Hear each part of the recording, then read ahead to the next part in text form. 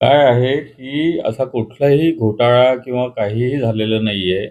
काही डिफॉल्टर लोकांनी काही माध्यमांना घेऊन अशी रील तयार केलेली आहे. आम्ही त्यांच्या अगेन्स्टमध्ये सायबर क्राईममध्ये गुन्हा दाखल करणार आहोत आणि जे 1400 कोटी किंवा काय जे एकदम खोट्या धांदात खोट्या बातम्या त्या देत आहेत आणि त्याच्याबद्दल आम्ही आज पत्रकार परिषद पण घेतलेली आणि त्याच्यामध्ये सगळे सविस्तरपणे अ, मांडणी केलेली आहे.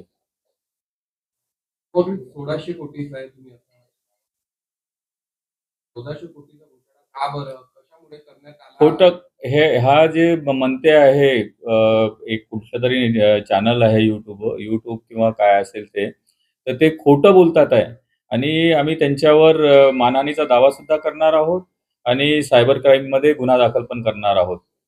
नेमकी सत्यता जर बघितली तर का बरं या पद्धतीने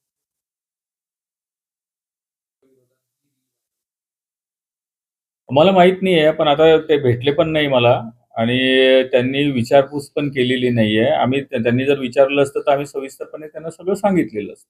गेल्या 7 दिवसात काहीतरी अमाउंट जी आहे ती जवळपास 75 करोड रुपये मायनस करण्यात आले म्हणजे विथड्रॉल करण्यात आले हे आहे. हे हे खोटं आहे. म्हणून तर तुम्हाला सांगतोय, की असं काही नाहीये आणि जे लोकं थोडे पॅनिक झालेले आहेत, त्यांना आम्ही पैसे पण परत देतोय आणि माझं म्हणणं आहे, ठेवीदारांना माझं रिक्वेस्ट आहे, की थोडे दिवस थांबा.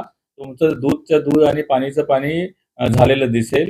आम्ही कुठल्याही इन्क्वायरीला सामोरं जाण्याची आमची तयारी आहे. मुळात त्यांनी जे म्हटलेलं आहे, की याची सी-बी-आयची इन्क्वायरीचं तर माननीय सुप्रीम कोर्टाने सी-बी-आयची इन्क्वायरी न करता स्थानिक समितीकडून करावी असं हे केलेलं आहे.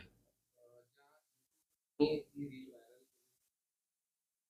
नाही, आम्ही त्यांना सायबर क्राईममध्ये त्यांच्याविरुद्ध गुन्हा दाखल करण्याचं आम्ही करणार आहोत आणि त्यांच्यावर मानहानीचा दावा पण 100 कोटीचा आम्ही करणार आहोत.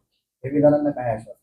ठेवीदारांनी बिलकुल घाबरून जाऊ नये. आम्ही त्यांच्या खंबीर पाठीशी उभे आहोत आणि संस्थेची आर्थिक स्थिती फार सबळ आहे आणि संस्थेजवळ डिपॉझिटपेक्षा जास्त संपत्ती आहे. त्यामुळं त्यांनी घाबरून जाण्याचं काही कारण नाही.